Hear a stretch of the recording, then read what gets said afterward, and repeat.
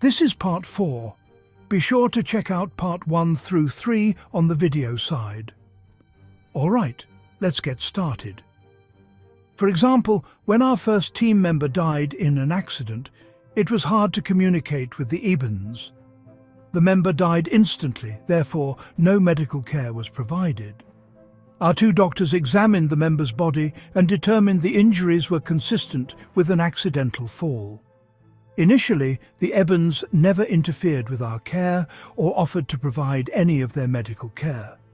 However, once the Ebens, a very benevolent and caring people, saw our team members crying, the Ebens stepped in and offered to attempt some sort of medical care.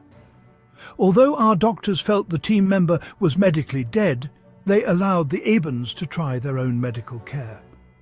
Most of this was either through sign language or speaking to the travellers who could understand some English. The Ebens transported the team member's body to a remote area of the largest community. They took the body into a large building, apparently their hospital or medical centre. The Ebens used a large examination table to view the body. The Ebens ran a large bluish-green light beam over the body. The Ebens watched a display that appeared on a large screen that looked like a television screen. The readouts were in the Eben written language, and thus our team could not understand it. However, there was a graphic display similar to a heartbeat graph. The solid line was not wavering. Our doctors understood that meant the same thing that their equipment measured. The heart was not beating. The Ebens administered some liquid through a needle. This was done several times. Eventually, the heart started beating. But our doctors knew the internal organs of the body were damaged, but couldn't fully explain that to the Ebens. The Ebens finally made a sign, placing both their hands to the chest and bowing their heads. Our team members knew that meant the body was dead and nothing could be done. The Ebens showed affection to our team. During the last work period, the Ebens had a ceremony for the dead team member, the same ceremony used when an Eben died. Our team held their own service, attended by the Ebens. The Ebens were extremely curious about our religious service. One team member, who was acting as a minister, performed a death service. Our team was eternally grateful for the Ebens' caring attitude for our dead friend. The Ebens live in a very simple society. The individual Eben family contained a male, female, and at least one child. Our team did find some families with as many as 4 children. We later learned those families were caring for children of Ebens who were either on travelling missions, exploring the universe, or dead Ebens. Our team witnessed an aircraft accident that killed 4 Ebens. The Ebens performed a form of ritual at the crash site. The Ebens transported the bodies to a medical facility and examined the bodies. Our team members were always allowed to accompany the Ebens, except during rest period, when the Ebens closed their doors for privacy. Our team members saw the sorrow in the eyes of the Ebens during the death of their own. Later, after the last work period of the day, the Ebens had a funeral. At least, that is what our team concluded it was. The Eben bodies were wrapped in a white cloth. Several types of liquids were poured over the bodies. Large numbers of Ebens would stand in a circle, chanting. The sounds became almost nauseating to our team members. The ceremony lasted for a long time. Finally, the bodies were placed in metal containers and buried in a remote location away from the communities. After the burial, the Ebens had a feast. Large tables of food were brought out and everyone ate, danced and played games. This occurred at every Eben death witnessed by our team. The individual Eben family lived a simple life. Their homes were constructed of clay, some type of material similar to wood and some metal. The houses all looked the same. They appeared to be something from the southwest, looking like adobe. The interior of the house consisted of 4 rooms. One sleeping room where all Ebens slept in the same room on mats, a food preparation room, kitchen, a family room, the largest in the house, and a small waste room. This brought up an interesting point for our team. The Ebens did not have a physiological need to release body wastes, as we did. The Ebens had small collection locations in the residence for their body wastes. But the Ebens' body was extremely efficient in processing all food taken in. Their body wastes consisted of a small amount of fecal matter, similar to a small cat dropping. Our team members never saw any urine excretion from an Eben. On the other hand, our team members' wastes consisted of bulk quantity of both fecal matter and urine. The Ebens had to dig large waste reception sites for our team members' waste. The Ebens accommodated our team. Food, as I mentioned previously, was a problem for our team members. Our team consumed mostly military-style sea rations, but eventually had to switch to Eben food. The Ebens had a variety of food items. They grew vegetables. Our team found items similar to potatoes, but they tasted different. They had some type of lettuce, turnips and tomatoes. They were the only items similar to ours. The Ebens had other vegetables grown. These were strange-looking round items with long vines. The Ebens cooked the vines and ate the large portion of the plant raw. The Ebens had some type of white liquid, which we first thought was a form of milk. But after tasting it, our team realized it was different, both in taste and content. The liquid came from a small tree located in the northern portion of the planet. The Ebens literally milked the tree for the liquid. It appeared to be some sort of pleasure to drink the stuff. Our team members never got a real taste for the liquid. The Ebens cooked food. They make pots of stew, which was extremely tasteless to our team. We used a lot of salt and pepper. They also baked a form of bread. It was non-yeast bread and tasted fairly good, but caused extreme constipation to our team members. We had to drink large quantities of water in order to digest the bread. The one common food that Ebens and our team members liked was the fruit. The Ebens ate a great quantity of fruit. The fruit, although different from anything we saw, was sweet. Some of the fruit tasted something like melons, while others tasted like apples. Another problem was water. The water on Serpo contained a number of unknown chemicals found by our team. Our team eventually had to boil the water before drinking it. Seeing this, the Ebens built a large plant that processed water for our team.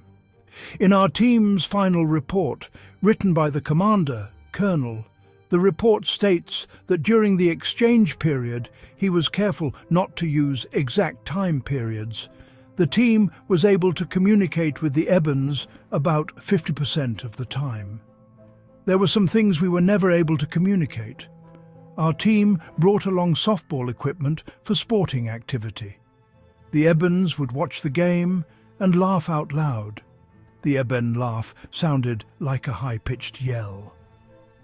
Eventually, the Ebens started playing the game, but never got used to catching the ball before it hit the ground. Our team also played touch football. Again, the Ebens watched the game intensely and then played it themselves. But again, like softball, the Ebens never figured out they had to catch the football before it hit the ground. Although our team members honoured the privacy of the Ebens, our team was allowed to witness births. Our team, snooping around, was able to capture the sexual activity of the Ebens. The males and females had similar sexual organs and performed intercourse. The frequency of sexual activity was not recorded as being as often as our society performed. It was believed that they performed the act for pleasure and reproduction. The planet's diameter was measured at about 7,218 miles. The surface gravity was 9.60 millions II. The rotation periods was approximately 43 hours. Our team contained 2 geologists. They were also cross-trained as biologists. The first thing our geologists did was map the entire planet. The first step was to divide the planet in half, thus creating an equator. Then they established a northern hemisphere and southern hemisphere. Within each hemisphere, they created 4 quadrants. Finally, they established the North and South poles. This was the easiest method to study the planet. Most of the Eben communities were placed along the equator. However, there were some communities established north of the equator, in each of the 4 quadrants in the northern hemispheres. There were no communities located in either poles. The southern pole was desert. It was barren land with virtually no precipitation, where absolutely nothing grew in this area. There were volcanic rock formations, and part of the extreme south contained a rock desert. Temperatures in the South Pole were measured at between 90 degrees and 135 degrees C. Going further north from the South Pole in Quadrant 1, the team found extrusive rocks. This indicated some volcanic activity in the area. Our team found numerous volcanoes in this area. The team found several fissure eruptions in this region with standing water. The water was tested and contained high levels of sulfur, zinc, copper, and other unknown chemicals. Moving from east to Quadrant 2, the team found basically the same volcanic fields of rocks. However, in one particular location near the north end of Quadrant 2, the team found an alkali flat. On Earth, these were formed by streams flowing into a desert or arid location. Our team found hard mud covered by alkaline salts. Some vegetation was growing in this area. Moving to Quadrant 3, the team found a form of badlands, an arid region that is lined with deep gullies with sparse vegetation. The gullies or valleys were extremely deep, some going down 3,000 feet. The team found the first Serpo animal in this region. It looked like an armadillo. This creature was extremely hostile and tried to attack the team several times. The Eben guide used some type of sound device, sonic-directed sound beam, to scare away the creature. Moving to the equatorial region, our team found desert-style landscapes which contained patches of vegetation. The team found numerous pockets of water fed to the ground by artesian wells. This water was the freshest, containing only the unknown chemicals. It tasted good, and the Ebens drank and used it. Our team still boiled it because during culture tests, unknown types of bacteria were detected. Moving to the Northern Hemisphere, the team found a major change in climate and landscape. One team member, who had coined it Quadrant 1 in the Northern Hemisphere, named it Little Montana. The team found trees similar to the evergreen style of Earth trees. These trees were milked by the Ebens. A white fluid was extracted and drank. Numerous other types of vegetation were found in this region. Standing water, possibly fed by either artesian wells or fissure eruptions, was found. In one area, marshlands were seen. Large plants were observed growing in the marshy area. The Ebens used these plants for food. The bulb of the plant was very large. The bulb tasted something like a melon. Our team eventually moved to an area in Quadrant 1 in the Northern Hemisphere. This area contained moderate temperatures, 50 degrees. 80 degrees and ample amounts of shade. The Ebens built a little community for the team. Most of the remaining exploration of the planet was done from this point. The team only explored the southern hemisphere once, obtaining geological information. Because of the intense heat, the team decided not to venture back. The team continued to explore the northern hemisphere, where, as the team travelled towards the North Pole, the temperature cooled considerably. The team found mountains, raising to an elevation of 15,000 feet, and valleys that sank below the basic mark the team established for sea level. Lush green fields were found containing a form of grass, but contained bulbs. The team coined these fields clover fields, even though the bulbs were not clover. The radiation levels were lower in the northern hemisphere than at the equator and southern hemisphere. The North Pole contained cold weather, and the team saw the first sign of snow. Blankets of snow littered the landscape around the North Pole. The snow measured about 20 feet at its deepest. The temperature was a constant 33 degrees. Our team never found the temperature to vary in this region. The Ebens could not stand to be in this region for long. They suffered extreme hypothermia. The team's guide wore a suit, similar to a spacesuit with built-in heaters. Our team found evidence of past earthquakes. Fault lines were found along the northern tip of the southern hemisphere. Exfoliation was observed along with extrusive rocks, which indicated magma flows in the past. Our team brought back hundreds of samples of Serpo soil, vegetation, water and other items for testing on Earth. During our team's exploration, they discovered numerous types of animals. The strangest was the beast, which looked like a large ox. The animal was timid and never seen to be hostile. Another animal looked like a mountain lion, but had long fur around the neck.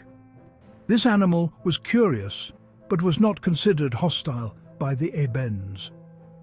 During the exploration of Quadrant 4 of the Southern Hemisphere, the team found a very long and large creature that appeared to be a snake. This creature was deadly, as explained by the Ebens. The head of the creature was large and contained almost human-like eyes. This was the only time our team used their weapons and killed the creature. The Ebens didn't appear to be upset that the team killed the creature, but was upset they used a weapon. The team brought 4 .45 caliber Colt, standard military-issued handguns, and 4 M2 carbine rifles. After killing the creature, the team dissected it. The internal organs were strange and nothing similar to an Earth-style snake. The creature measured 15 feet long and 1.5 feet in diameter. The team was curious about the eyes. Examination of the eyes revealed cones, similar to human eyes. The eye contained an iris, and the back contained a large nerve, similar to the optic nerve feeding into the creature's brain. The brain was large, much larger than any Earth-based snake. The team wanted to eat the meat from the creature, but the Eben guides politely told them, no, the bodies of water on Serpo did not contain fish, as we know.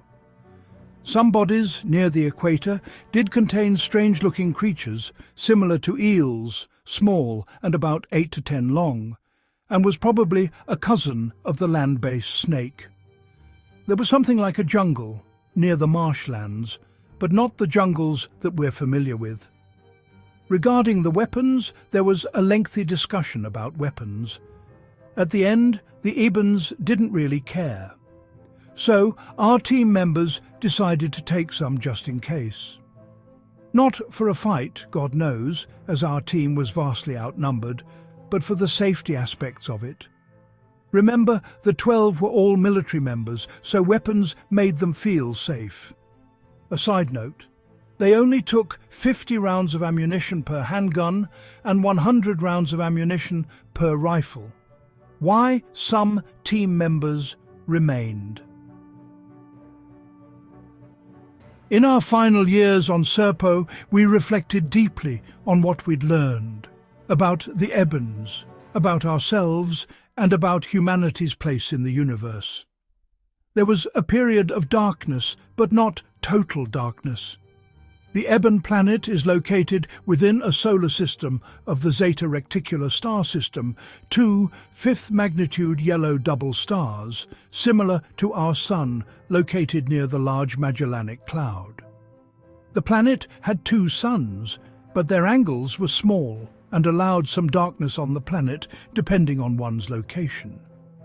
The planet was tilted, which allowed the northern part of the planet to be cooler. The planet was a little less than Earth's size. The atmosphere was similar to Earth's and contained the elements of shown carbon, hydrogen, oxygen, nitrogen.